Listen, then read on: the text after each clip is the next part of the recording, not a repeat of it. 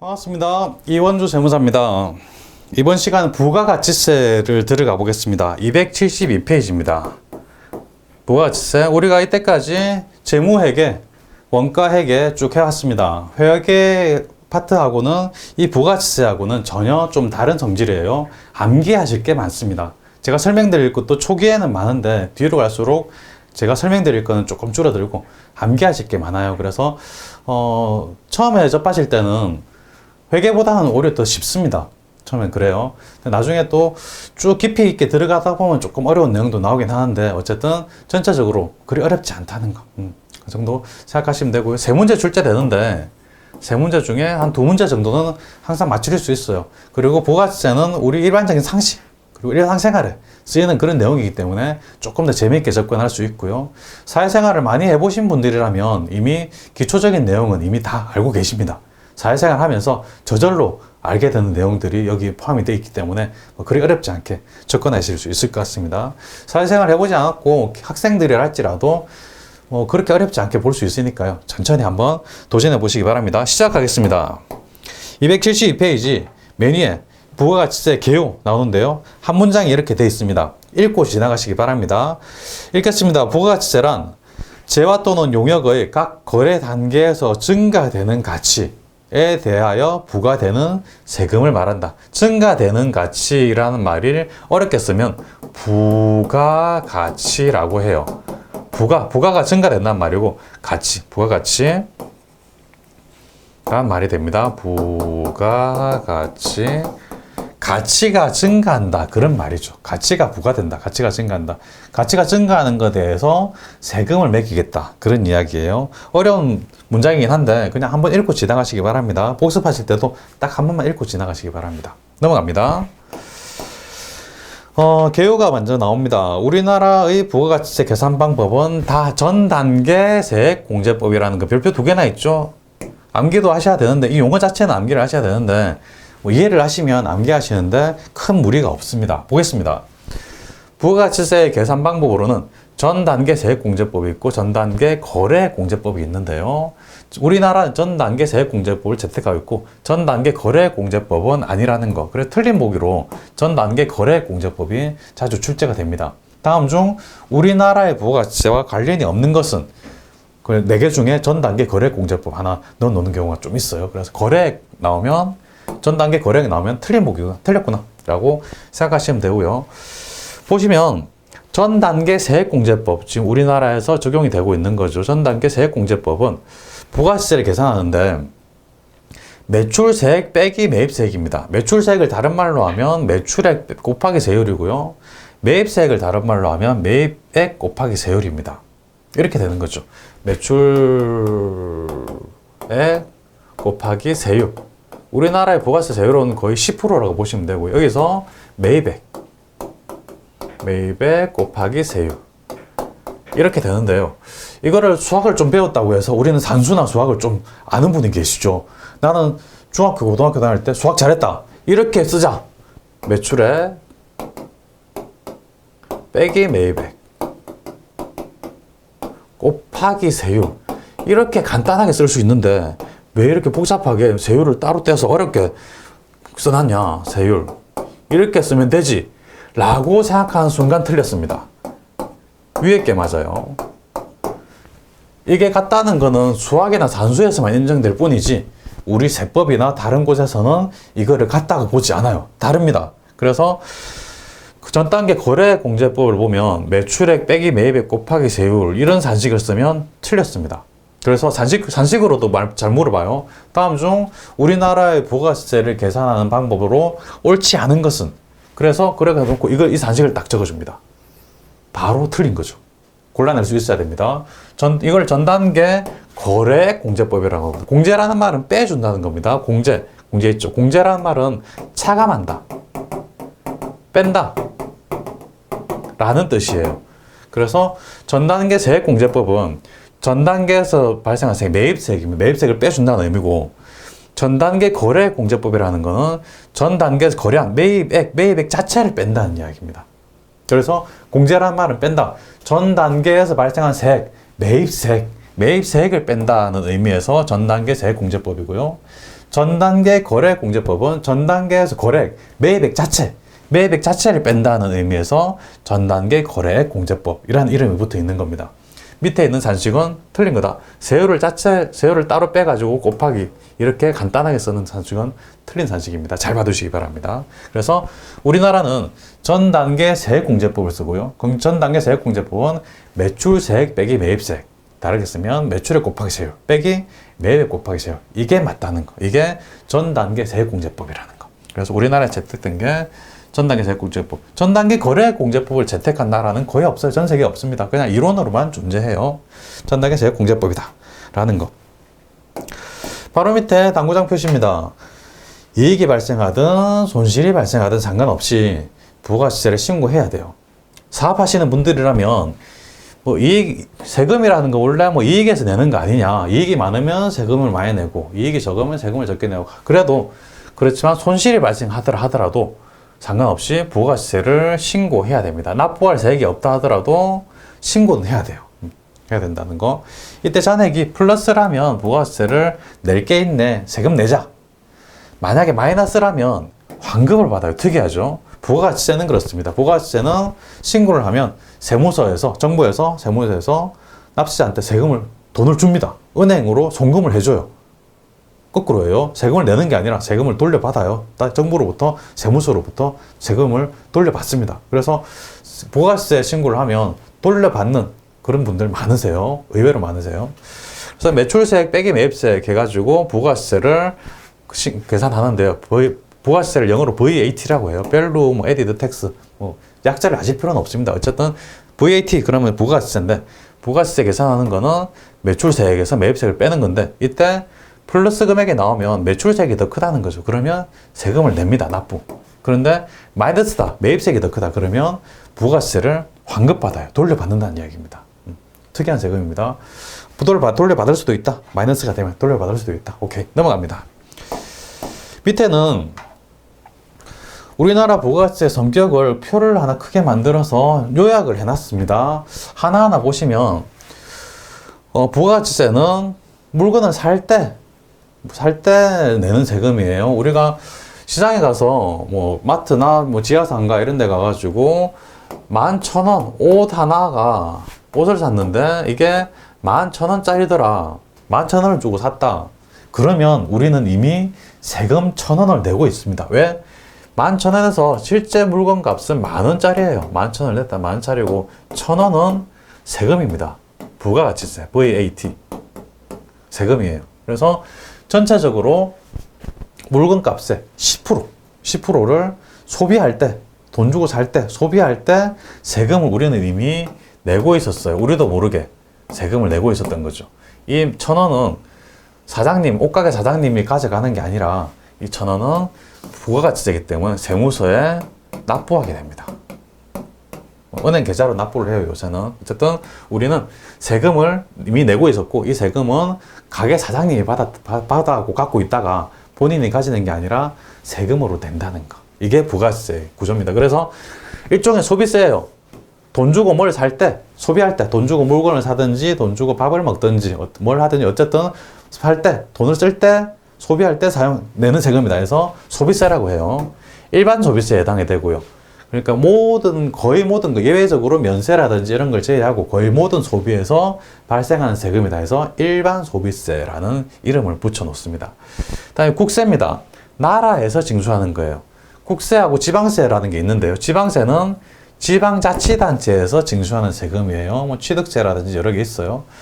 부가세는 과세권이 국가에 있다는 거. 지방세는 과세권이 지방자치단체에 있어요. 지방자치단체라고 하면 시, 도 또는 군, 구 이런 지방자치단체에 과세권이 있는 세금이 여러 개 있는데 부가세는 국세다. 과세권이 나라, 국가에 있다. 간접세라는 거. 조금 어려운 말인데요. 세금을 부담하는 사람, 여기서 세금을 부담하는 사람은 어떤 사람인가요? 옷을 사는 사람이죠. 옷을 사는 사람이 11,000원 다 냈으니까 다 내고 이 옷은 10,000원짜리인데 세금이 1,000원. 이 1,000원을 옷가게 사장님이 부담한 거 아니죠. 소비자가 부담한 겁니다. 물건 사는 사람, 옷 사는 사람이 11,000원 다 냈고 이 11,000원 중에 1,000원을 사장님이 가지고 있다가 세무서에 납부를 하는 거니까 부담하는 사람은 누군가요? 소비자죠. 물건 사는 사람입니다. 소비자. 그런데 납부하는 사람은 사장님입니다. 그렇죠. 그래서 세금을 부담하는 자는 담세자라고 하는데 소비자를 말하고, 납부하는 자는 납세자는 여기서 사장님이죠. 담세자, 납세자가 다르다. 그래서 간접세라고 합니다. 다른 말로 담세자, 납세자가 다르다. 담세자는 일반적으로 소비자, 납세자는 일반적으로 사장님, 다른 말로 사업자라고 합니다. 사업자. 그래서 부가세는 사업자가 납부를 해요. 납부하는데 본인 주머니에서 나가는 게 아니고, 지 주머니에서 나가는 게 아니고 손님한테 받아서 내는 거죠. 그래서 납세하는 사람하고 부담하는 사람하고 다른 사람이다. 그래서 이거를 간접세라고 해요. 보통의 일반적인 세금들은 직접세가 많습니다. 부담하는 자하고 납세하는 사람하고 같은 경우가 많아요. 소득세 그러면 소득을 얻은 사람이 세금을 내요. 법인세 그러면 소득이 발생한 법인이 직접 세금을 냅니다. 거의 다른 세금들은 거의 직접세가 많아요. 담세자와 납세자 같은 게 많은데 이건 특이한 겁니다. 부가세의 경우에 특이하게 간접세라는 거. 부담하는 사람은 소비자가 부담하고, 납세하는 사람, 납부하는 사람은 사장님이 납부하고, 그래서 담세자와 납세자가 다르다. 간접세. 다단계 거래세. 거래의 모든 단계에서 다 부가세가 부과됩니다. 공장에서 열심히 물건을 만들어 놓은 생산자가 중간 상인한테 넘길 때도 부가세가 부과되고, 중간 상인이 다른 중간 상인한테 도매 상인이나 소비자 상인한테 넘길 때도 또 부과되고, 마지막으로 최종 소비자한테 팔 때도 또 부과되고, 계속 거래의 단계마다 계속 부가세가 부과돼요. 그래서 다단계 거래세. 전 단계 세액공제법은 설명드렸죠. 전 단계 세액, 매입세액, 세액을 공제하더라. 세액을 차감하더라. 전 단계 거래공제법이 아니고 전 단계 세액공제법. 소비지급과세원칙, 조금 어려운 말입니다. 영세율 파트에 가서 배울 텐데요. 물건을 소비하는 나라에서 부가세를 내야 된다. 우리나라에서 만들어가지고 미국에 수출한다면 우리나라에서는 부가세가 없어요. 미국에서 부가세를 내게 됩니다. 그게 소비하는 나라, 소비지급과세원칙이고요. 물세, 인적인 거를 전혀 고려해 주지 않더라. 그냥 무조건 물건에 또는 서비스에 무조건 10%. 그래서 물건의 10%, 물세입니다. 비례세.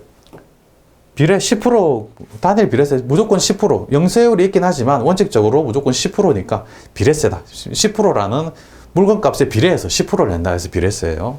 역진성이란 말은 불공평하다라는 말하고 비슷한데요. 부자들도 10%, 가난한 사람도 10%. 똑같이 마트에 가서 과자 한 봉지를 사는데, 과자 2,000원짜리 한 봉지 산다.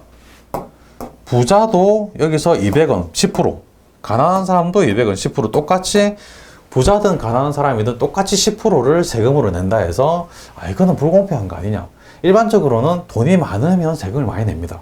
수익이 많으면 세금을 많이 내죠. 수익이 적으면 세금을 적게 냅니다. 부자들은 세금을 좀 더 내요. 가난한 사람도 더 냅니다.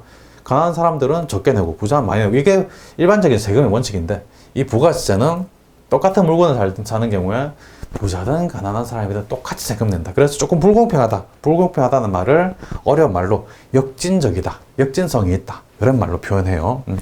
하나하나 보시면서 세부적으로 제가 간단하게 설명은 드렸는데 전체를 다 이해하시려면 시간이 좀 필요합니다. 역시. 그래서 우리나라의 부가세 성격 해가지고 다음 주 우리나라의 부가세의 성격이 아닌 것은 골라내는 문제가 가끔 출제가 되는데요. 하나하나 보시면서 암기하신 국세라든지 전단계 세액공제법, 물세, 소비지급 이런 거는 암기를 하실 부분인데, 지금 당장 기업부터 취업까지 암기하시는 거는 불가능합니다. 암기하려고 덤비지 마시고요. 역시 자주 보셔서 감을 만들어 두시기 바랍니다. 역시 자주 보시면 여러 번 보다 보면 여기에 나오는 용어들이 그리 어렵지 않게 느껴져요. 역시 자주 보시기 바랍니다. 넘어가겠습니다.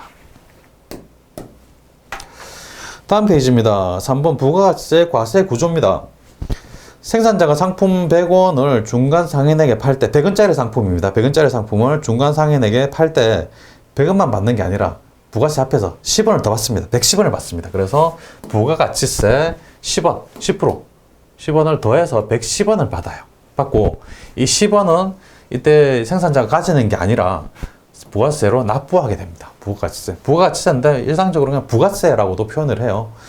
그 다음에 중간상인이 소비자에게 상품을 100원에 샀죠. 100원, 110원 주고 샀는데 이익을 붙여서 150원에 판다면 50원 남겨야죠. 판다면 역시 부가가치세로 15원, 150원에 10% 15원을 더 붙여서 150원 더하기 15원 해가지고 165원을 받게 돼요. 10% 더 붙여야 돼요. 이게 세금이니까 받게 되는데 중간 상인이 납부하는 부가세는 15원 전체를 납부하는 게 아니라 소비자로부터 받은 15원에 생산자에 지급한 10원을 차감해서 15원 빼기 10원 해가지고 5원만 부가가치세로 납부해요. 왜? 15원은 이거는 매출세액입니다. 매출액에 10% 곱한 거죠. 10원은 매입세액입니다. 매입액에 10% 곱한 거. 그래서 부가세는 전 단계 세액공제법이라는 거죠. 매출세액에서 매입세액을 뺀 나머지 금액만 부가세로 납부하게 된다는 거. 그러면 왜 10원 이거는 생산자가 10원은 매입세액 빼주지 않았나요? 여기서 매입한 게 없어요. 실제로 현실적으로는 생산자도 매입한 게 많이 있긴 합니다만은 이 문장에서는 매입한 게 없어요. 그래서 매입세액을 안 빼줬을 뿐입니다. 매입세액이 있었다면 빼줄 거예요. 마찬가지입니다. 매출세액 빼기 매입세액 해서 남는 금액만 부가세로 납부한다는 거. 이게 그림으로 이렇게 그려져 있습니다. 생산자가 뭔가 막 열심히 공장에서 만들어 가지고 중간 상인에게 100원에 팔았다. 100원에 팔았는데 역시 100원만 받는 게 아니라 10원. 부가세 10원을 같이 받아서 110원을 받아요. 110원 받아가지고 10원은 세무서에 납부하고 100원은 생산자 자기가 가지는 거죠. 그리고 중간 상인 입장에서 100원에 샀으니까 이익을 붙여야 되죠. 이 사람도 먹고 살아야 되니까 이익 붙여서 150원에 팝니다. 소비자한테 150원에 파는데 역시 150원만 받는 게 아니라 부가세 붙여서 165원, 10%, 15원 붙여서 165원 이렇게 받죠. 받아서 역시 이 중간 상인도 전체 165원 전체를 다 가지는 게 아니고 15원은 세금으로 납부해야 되는데 15원 전체 다 납부하는 게 아니라 매입할 때 줬던 세액, 10원, 매입세액을 빼고 5원만 납부하게 되는 거죠. 이게 매입세액 공제의 원리입니다. 그래서 소비자는 결과적으로 165원을 지급하고 이 물건을 사게 되는데 이 165원은 중에 150원은 물건값이고 나머지 15원은 이게 부가가치세를 낸 거다. 그래서 소비자의 부가가치세 지불액 15원, 15원은 신기하게도 생산자가 부가세 납부한 거 10원 하고 중간상인이 납부한 거 5원, 여기 10원하고 여기 5원 합한 거 15원과 동일한 금액이 돼요. 이렇게 신기하게도 잘 맞춰놨습니다. 신기하신가요? 아니라고요. 죄송합니다. 저는 처음 보고 신기했는데. 어쨌든 결과적으로는 생산자가 납부한 10원, 중간상인이 납부한 5원 합해서 15원 전체를 다 소비자가 전부 다 부담하는 결과가 돼버려요. 결과적으로는 그렇습니다. 모든 단계에서 다 납부한 세금을 다 더해보니까 최종 소비자가 부담한 부가세와 동일한 금액이 되더라. 결과적으로는 모든 부가세를 소비자 혼자서 다 부담하게 되는 세금이 바로 부가가치세입니다. 생산자하고 중간상인은 부가세를 부담하지를 않아요. 이 사람들은 부담이 아니고 이 사람은 그냥 납부를 할 뿐입니다. 납부를 할 뿐이고 소비자 혼자서 다 부담하는 거예요. 그래서 납세자와 담세자가 다르다. 그래서 간접세라는 개념이 생긴 거죠. 간접세. 각 단계마다 세금을 내는데 세금을 내긴 하지만 부담하는 사람은 최종 소비자, 우리 같은 사람이 다 부담하고 있었던 거예요. 갑자기 마음에 부담이 되죠. 부담한다는 말을 계속 들으니까 우리는 너무나 세금을 잘 내고 있고 앞으로도 잘 낼 겁니다. 왜? 세금까지 다 부담하지 않으면 물건을 살 수가 없어요. 그래서 우리도 모르는 사이에 납세 의무를 잘 이행하고 있었고 국가에 세금을 제대로 계속 내고 있었던 겁니다. 그래서 부가세에 대해서는 뭐 조세 저항 이런 게 잘 없어요. 왜? 모르니까. 물건을 사더라도 내가 얼마를 세금을 내는지 잘 생각을 안 해요. 마트에 가서 장을 보면서 장 보면 한 10만 원 들었다. 10만 원치 장 봤다. 그러면 대충 10% 정도, 만 원 정도는 내가 세금으로 낸 거네 라고 생각하는 사람이 어디 있습니까? 없죠. 그럼에도 불구하고 우리는 계속 세금을 내고 있었던 거죠. 그렇습니다. 그래서 읽어보겠습니다. 소비자는 150원짜리 상품을 사기 위해 부가세 15원을 추가로 지불하죠. 생산자가 납부한 10원과 중간 상인이 납부한 5원을 합하면 소비자가 부담한 15원과 일치한다. 그래서 모든 부가세는 소비자가 다 내고 있는 거다. 우리 같은 사람 열심히 세금 잘 내고 있었죠. 조금 밑에 그러니까 273페이지 중간쯤입니다. 결과적으로 생산자와 중간 상인이 납부한 부가세는 모두 소비자가 부담하는 겁니다. 모두 소비자가 부담하는 것이다. 따라서 납세자는 사업자이지만 담세자는 최종 소비자, 부가세 납세자는 사업자. 그런데 세금을 부담하는 사람, 담세자는 최종 소비자라는 거죠. 서로 달라서 다르기 때문에 일치하지 않기 때문에 간접세라는 개념이 여기서 나왔다라는 겁니다. 넘어갑니다. 동그라미 4번입니다. 거래 증수라는 말이 나옵니다. 부가세는 거래하면서 사업자가 소비자한테 징수한다. 그래서 거래하면서 징수한다. 해서 거래 증수입니다. 보겠습니다. 공급하는 자가 공급받는 자로부터 부가세를 징수하는 것을 거래 징수라고 합니다. 공급하는 자, 보통 사업자죠. 공급받는 자는 보통 소비자가 돈을 주고 물건을 공급받는 그런 상황입니다. 부가세는 과세 사업자가 과세 대상 재화 용역을 공급하는 경우에 공급받는 자는 소비자죠. 공급받는 자가 과세 사업자인 건 면세 사업자이건 상관없이 비사업자이건 불문하고 거래 징수를 합니다. 공급하는 자가 과세 사업자인 경우에 공급하는 자 있고 공급받는 자가 있어요. 사업자들끼리 거래할 수도 있고 공급하는 자는 무조건 사업자입니다. 사업자고 공급받는 자는 사업자일 수도 있고 그럼 사업자끼리 거래가 되는 거고요. 소비자일 수도 있어요. 면세 사업자일 수도 있고 기타 등등 많습니다. 그런데 공급하는 자가 일반적인 부가가치세 과세 대상 사업자라면 공급받는 자는 어떤 사람인지 상관없어요. 불문하고 공급하는 자가 과세 사업자라면 무조건 거래 징수를 해야 된다는 겁니다. 물건 팔 때 공급받는 자로부터 부가가치세를 받아야 된다는 거죠. 공급하는 자가 부가가치세 과세 대상 사업자라면 공급받는 자는 어떤 사람이든 상관없이 거래 징수해가지고 부가세를 받아라. 그런 문장을 이렇게 세 줄에 가깝게 해가지고 설명을 해놓은 겁니다. 거래 징수라는 말 동그라미 쳐놓고 이거 뭔지 잘 이해하시기 바랍니다. 물건 팔 때 물건 파는 사람이 거래하면서 세금을 징수한다. 넘어갑니다. 괄호 2번입니다.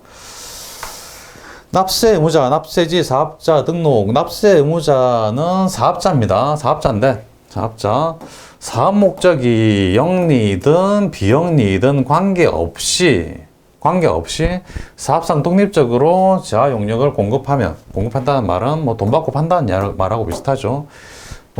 이런 사람은 무조건 사업자고 납세 의무가 부가가치세 납세 의무가 있다는 이야기입니다. 여기에서 중요한 거는 동그라미 쳐놓은 겁니다.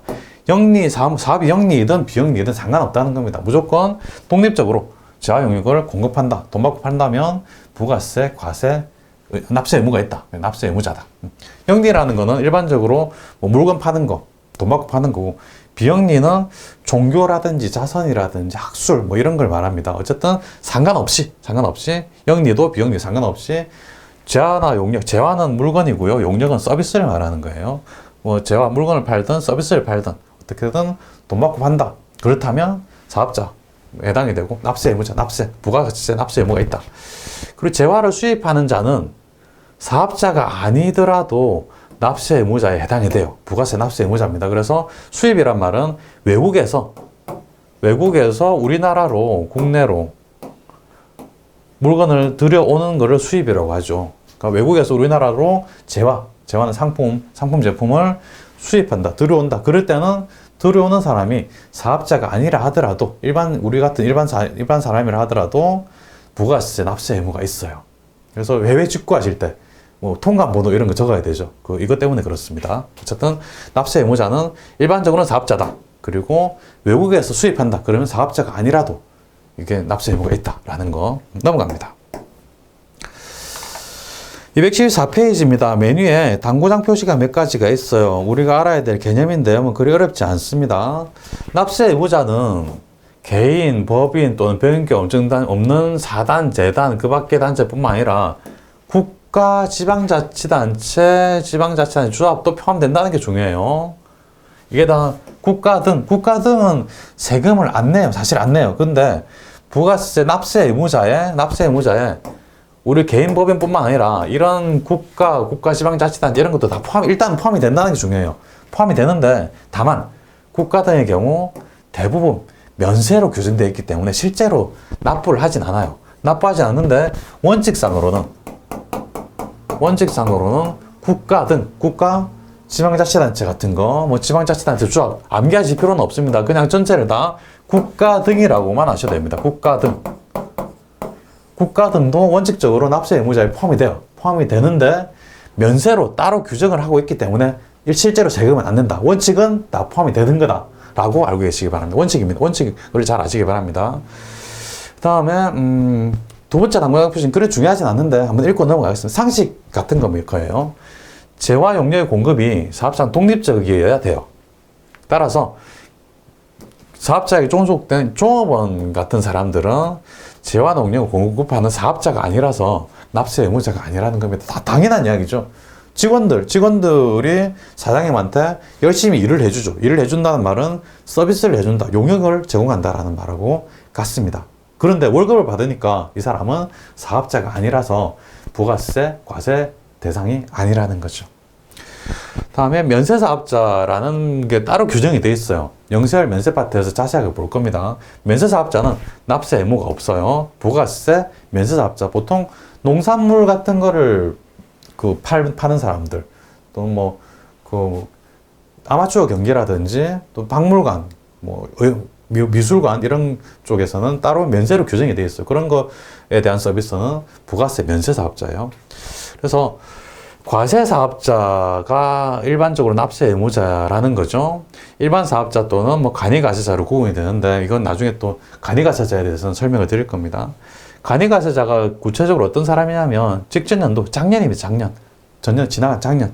작년에 공급대가 8천만 원의 미달, 8천만 원이라는 숫자 잘 알아두시기 바랍니다. 기억하셔야 되는데 역시 간이가세 파트에 가서 한 번 더 볼 거니까요. 지금은 그냥 공급대가 작년에 물건 판 걸 다 합해보니까 공급대가는 물건의 가격을 말합니다.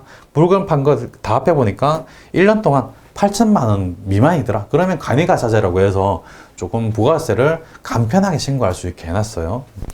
면세사업자는 부가세법상 납세 의무가 없다. 왜? 부가가치세가 면세되기 때문에 그래요. 면세사업자 따로 또 구정이 되어 있습니다. 뒤에 가서 설명을 자세하게 드릴 겁니다. 일단 넘어가겠습니다. 다음에 동그라미 2번 납세지 사업장에게 나옵니다. 납세지는 사업자가 신고 납부 등을 의무를 이행하고 과세관청의 부가징수권을 행사하는 기준이 되는 장소, 납세지의 개념에 대해서는 줄쭉 끊어오시고 역시 한번 읽고 지나가시기 바랍니다. 복잡하게 신고 납부 이행 이렇게 돼 있는데 역시 부가세 납세지는 그냥 부가세 납세의 기준이 되는 장소라고만 하셔도 됩니다. 납세지는 보통은 가게가 있는 장소가 납세지가 돼요. 또는 사업장이 있는 장소, 사업장은 이제 보통 가게를 말하고 우리가 시중에서 보통 보는 햄버거집이라든지 분식점이라든지 그런 가게를 말해요. 그런 가게가 있는 곳이 사업장이 돼요. 납세지가 돼요. 납세지도 되고 사업장도 되고. 사업장 소재지가 부가세 납세지가 돼요. 보통 그래요. 사업장마다 신고 납부하는 게 원칙이다. 이거 동그라미 쳐두시기 바랍니다. 사업장마다. 원칙적으로 사업장마다 부가세를 따로따로 다 일일이 신고하고 납부도 합니다. 원칙입니다. 근데 사업장 여러 개를 합쳐가지고 신고 납부하는 경우도 있는데 그건 예외적인 경우고 원칙적으로는 사업장마다 일일이 다 신고 납부를 하게 돼요. 보겠습니다. 사업장이란 사업자 또는 그 사용인이 상시 주재하여 상시 주재한다는 말은 상시 거기에 계속 있는다는 겁니다. 사장님, 옷가게 사장님이나 분식점, 식당 사장님을 보면 보통은 그 사업장, 그 식당이나 옷가게에 계속 있으면서 손님들 응대하고 뭐 물건도 소개시켜주고 음식 만들어서 팔고 그렇죠. 그래서 상시 주재하고 거래 전부 또는 일부를 행하는 장소를 사업장이라고 하는데 개념 역시 줄 거 두고 한 번씩 읽고 지나가시기 바랍니다. 이 개념 자체를 물어보는 문제는 자주 출제가 안 되는데 이 개념의 머릿속에 이해를 하고 있으면 밑에 개별적인 내용을 이해하기가 쉬워서 그렇습니다.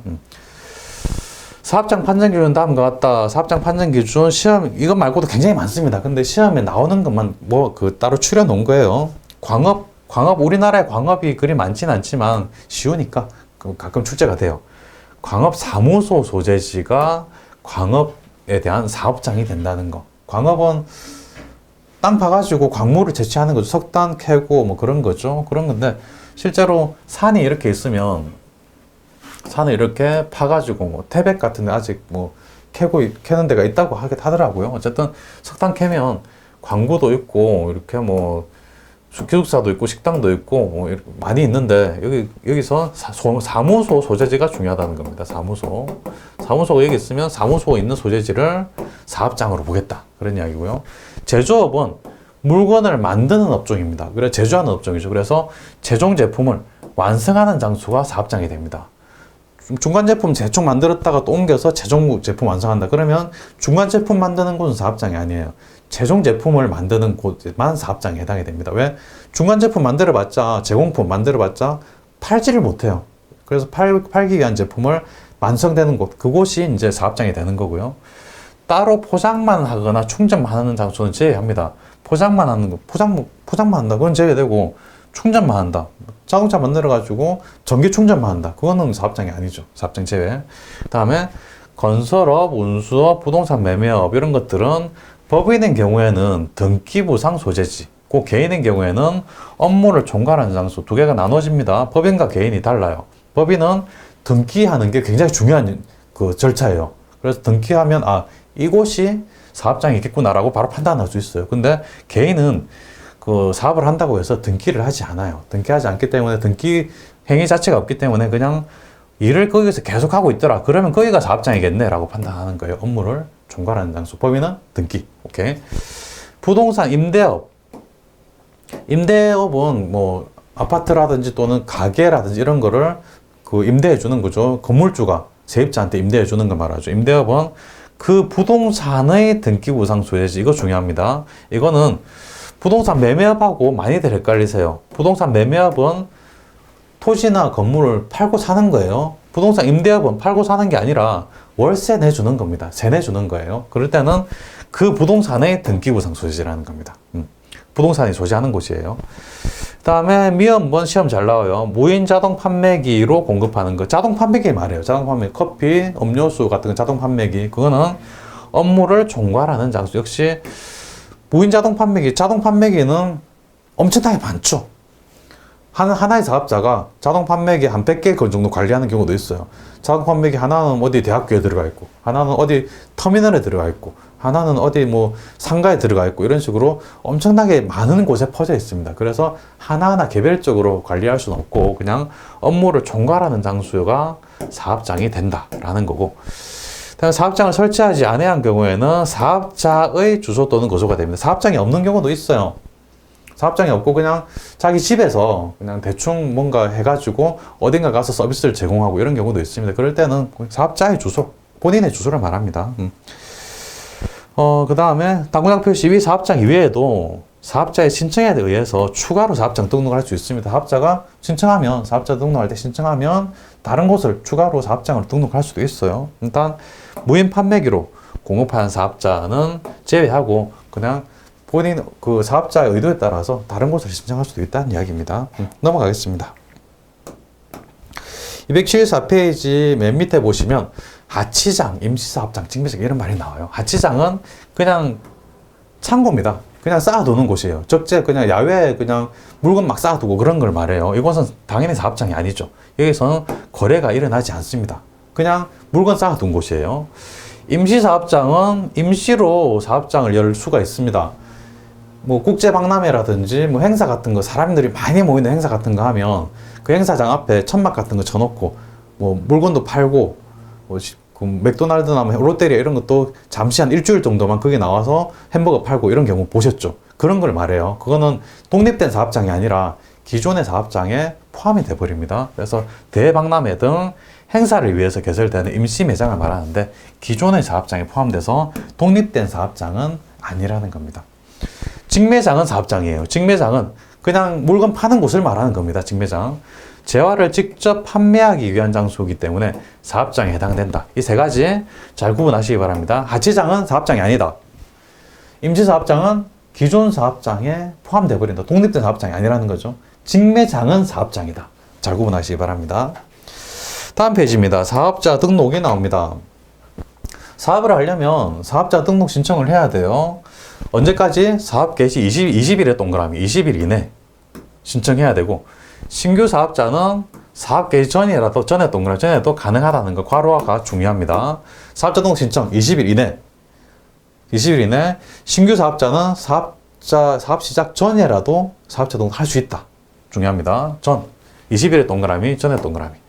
그냥 사업자 등록증을 발급을 하는데요. 세무서장이 발급해요. 사업자 등록 신청을 하면, 사업하는 사람이 사업자 등록 신청하면 세무서에 가서 신청하든지 아니면 요새는 인터넷으로 신청할 수 있어요. 인터넷으로 홈택스라는 곳에 접속해서 신청할 수 있고요. 사업자 등록 신청을 받으면 세무서장은 사업자 등록증을 발급하는데 2일 동그라미, 2일 이내에 사업자 등록증을 발급을 합니다. 그런데 좀 뭔가 이상하다. 사업자 등록 신청을 받았는데 뭔가 좀 사기일 것 같기도 하고 사업을 안 할 것 같기도 하고 뭔가 좀 이상하다. 그러면 5일로 늘어납니다. 2일, 5일 기억하시기 바랍니다. 2일, 5일.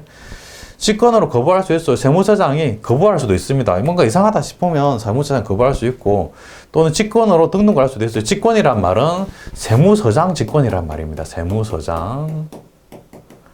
세무서장이 직권으로 사업자 등록을 해버릴 수도 있어요.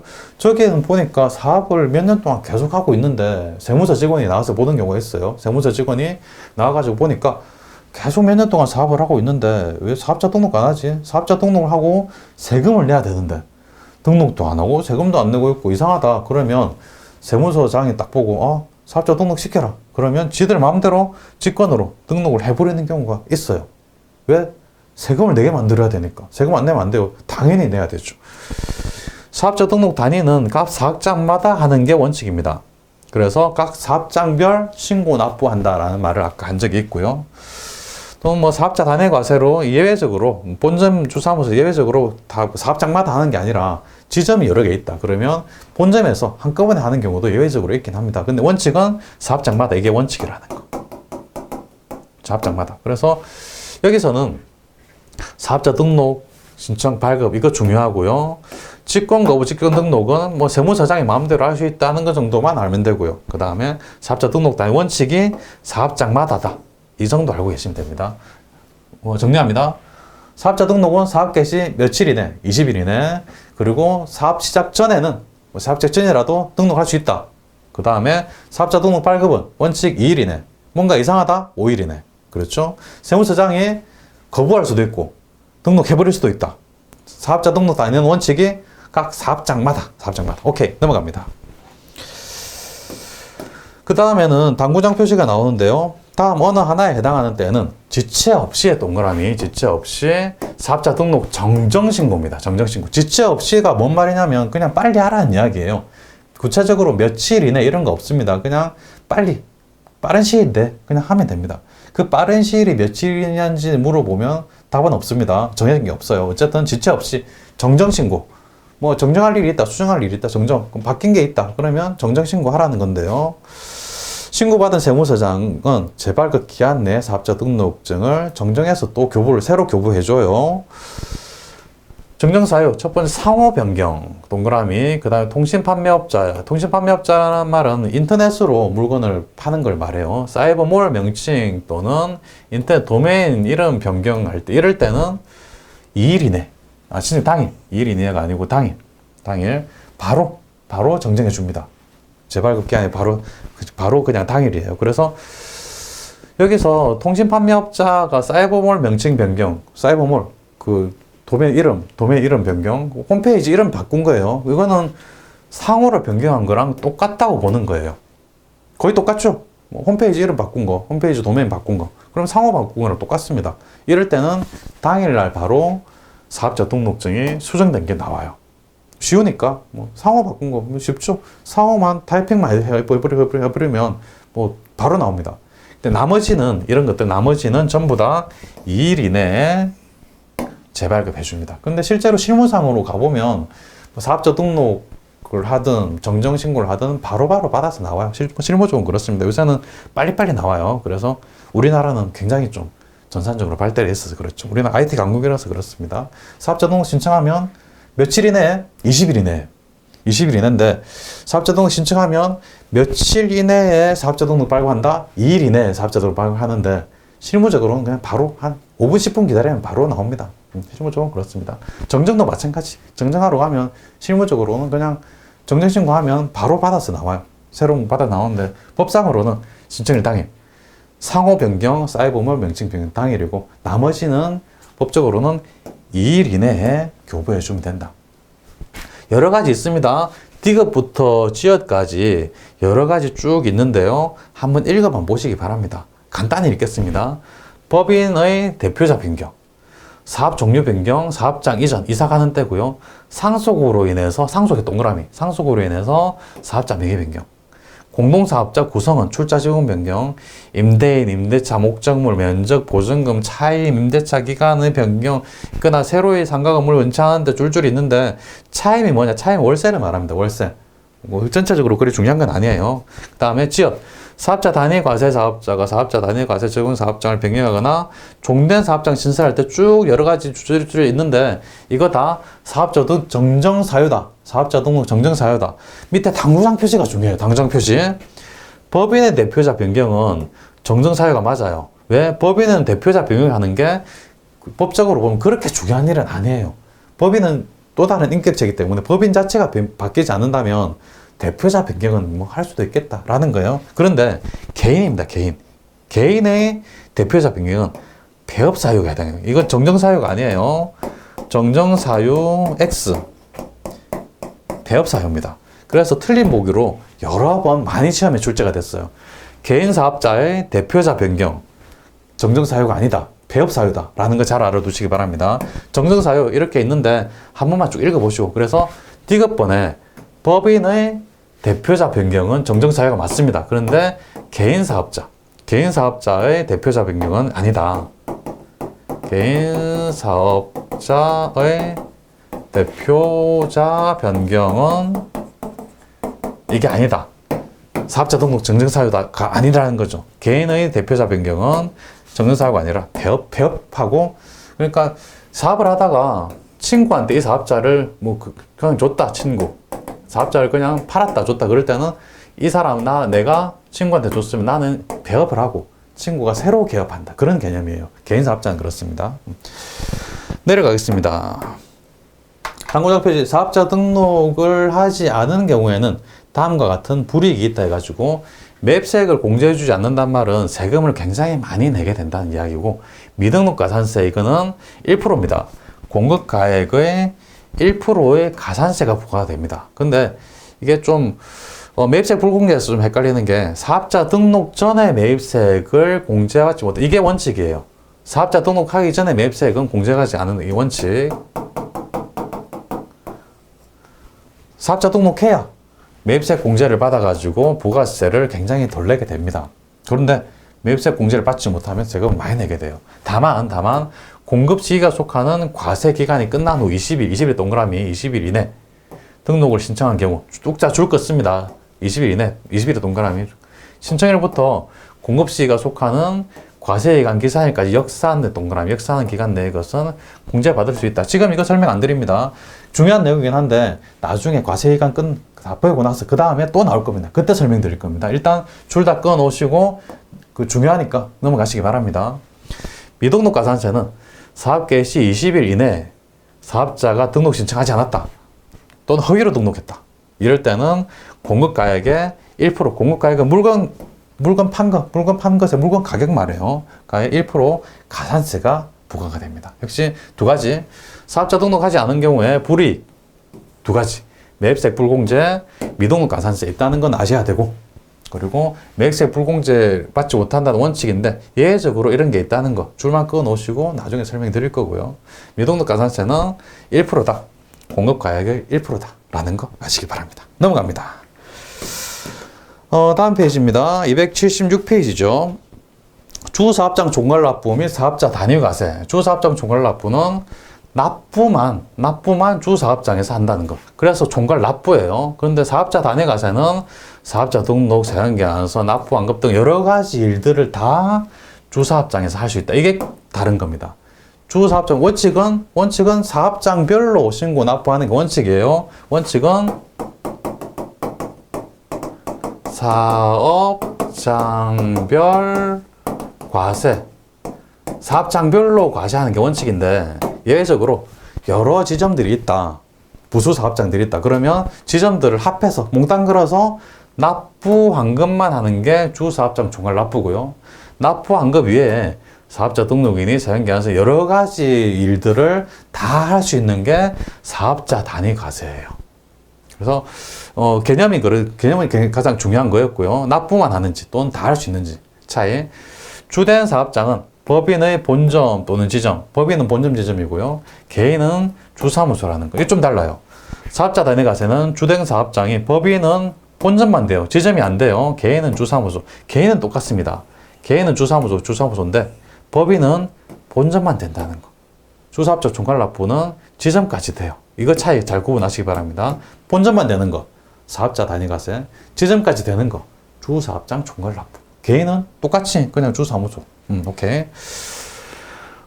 그 다음에 당구장 표시도 줄 거 두시기 바랍니다. 주사업장 종괄납부 또는 사업자 단위과세를 신청하거나 포기하려면 과세기간 개시 20일에 동그라미 20일 전까지 신고서 제출하면 돼요.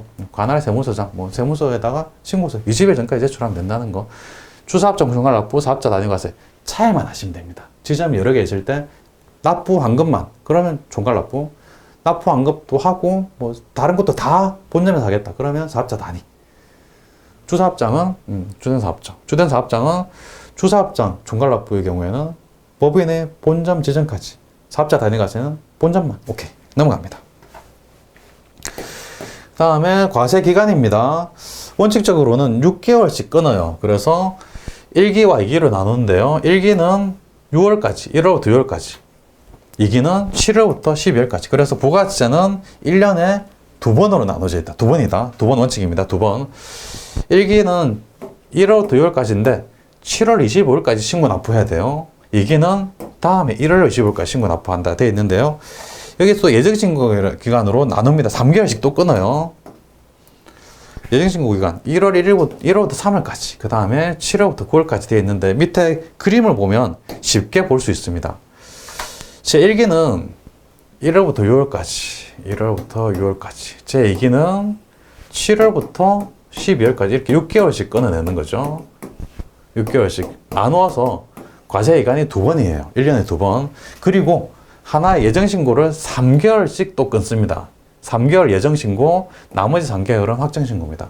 2기도 3개월 예정신고, 나머지 확정신고. 그래서 1, 2, 3월 예정신고, 4, 5, 6월 확정신고, 또 7, 8, 9월 예정신고, 10, 11, 12 예정신고. 그렇죠. 그래서 1기는 1월부터 6월인데 1, 2, 3월 예정, 4, 5, 6월 확정. 그 다음에 이게 7, 8, 9월 예정, 그 다음에 10, 11, 12 확정. 이렇게 3달씩 끊고요. 각 기간마다 신고 납부해야 되는데 신고 납부는 끝나고 나서 다음 달 25일까지입니다. 끝나고 나서 다음 달 25일까지. 끝나고 나서 다음 달 25일까지. 역시 끝나고 나서 다음 달 25일까지. 끝나고 다음 달 25일까지. 그래서 어떤 과세 기간이 끝나면 그 다음 달 25일까지 신고하고 납부까지 한다라고 하시면 됩니다. 그러니까 기간만 아시면 신고 납부는 언제까지 한다는 건 너무 쉬워요. 그 다음 달 25일까지니까. 6개월씩 끊고, 6개월씩 1기, 2기 끊고, 3개월씩 예정, 확정 이렇게 되는 거죠. 전혀 어렵지 않으시죠? 헷갈리신다고요? 그러면 천천히 보시면 됩니다. 밑에 다시 한번 간단하게 요약합니다. 6개월 끊는다. 1월부터 6월. 또 6개월 끊는다. 7월부터 12월. 1, 2, 3월 예정신고 3개월씩, 또 4, 5, 6월 확정, 7, 8, 9월 예정, 10, 11, 12 확정. 예정과 확정은 3개월씩 끊는다는 거죠. 3개월. 쉽죠? 다시 보니까 쉬우신가요? 좋습니다. 3개월씩 끊고, 실제로 신고 납부는 그 기간이 끝나고 난 다음 달 25일, 다음 달 25일, 역시 다음 달 25일, 다음 달 25일인 거죠. 1, 2, 3월까지 끝나니까 4월 25일. 4, 5, 6월 끝나니까 7월 25일. 8, 9, 10월 끝나니까, 7, 8, 9월 끝나니까 10월 25일, 10, 11, 12일 끝나니까 다음에 1월 25일. 이렇게 다음 달 25일까지라는 거. 신고 납부한다는 거고요. 그리고 그 다음에 이외의 과세기간이 나오는데요. 간이과세자 아까 한번 나온 적 있습니다. 8천만 원 미만인 사람들, 1년 동안 물건 판 게 8천만 원 이상 이하더라, 미만이더라. 그렇다면 이 사람들은 간단하게 신고합니다. 1년치를 통으로 그냥 과세기간으로 봐요. 6개월씩 끊지 않고, 간이과세자들은 뭐 좀 매출이 적으니까 봐줄게 그러고 1년에 한 번만 신고 납부하면 돼요. 1년치 6개월씩 끊지 않고 1년을 통으로 과세기간으로 봅니다. 그리고 신규로 사업을 개시하면, 신규로 사업 개시하기 전까지는 부가세 납부가 없어요. 신규 사업자는 신규로 사업을 시작하고 난 다음부터입니다. 그래서 사업 개시일부터 과세기간 종료일까지가 되는 거죠. 과세기간 종료일은 6월 말 또는 뭐 12월 말 이렇게 되겠죠. 단 사업 개시일 전에 등록한 경우에는 그 등록일부터 과세기간 종료일까지입니다. 사업자 등록하는 게 굉장히 중요한 일이기 때문에 그래요. 배업하면 개시일부터 배업일까지. 개시일이라고 하면 뭐 1월 1일 또는 7월 1일이 됩니다. 그래서 합병으로 소멸한 법인은 뭐 개시일부터 합병 등기일이 중요해요. 합병 등기일까지. 그래서 정리하면 1월부터 6월까지, 그리고 7월부터 12월까지인 거죠. 1기, 2기인 거죠. 그런데 신규 사업했다. 신규 사업자는 사업 개시일 또는 등록 신청일부터 6월까지 또는 12월까지 이렇게 되는 거고, 폐업하는 경우는 1월부터 폐업일 또는 7월에 개시하니까 7월부터 폐업일까지 이렇게 정리할 수 있습니다. 과세기간 그렇습니다. 과세기간만 간단히 또 정리하면 1월부터 6월까지, 7월부터 12월까지. 이해되시죠? 그다음 예정은 3개월씩, 1, 2, 3월. 이기는 7, 8, 9월. 확정은 이게 4, 5, 6월. 10, 11, 12 이렇게 되고요. 폐업했다면 폐업일까지. 새로 사업을 시작했다. 그럼 새로 사업 시작한 날부터 그렇게 되는 거죠. 오케이. 부가세를 처음 배웠는데요. 아주 좀 긴 시간 동안 했는데, 역시 내용 자체가 그리 어렵진 않고 천천히 또 복습하시면 제가 설명할 때 이해 안 되는 것도 천천히 보시면 다 이해가 되십니다. 그러니까 천천히 설명 들은 거 생각하시면서 복습해 보시고요. 다음 시간에 객관식 문제 보겠습니다. 수고하셨습니다.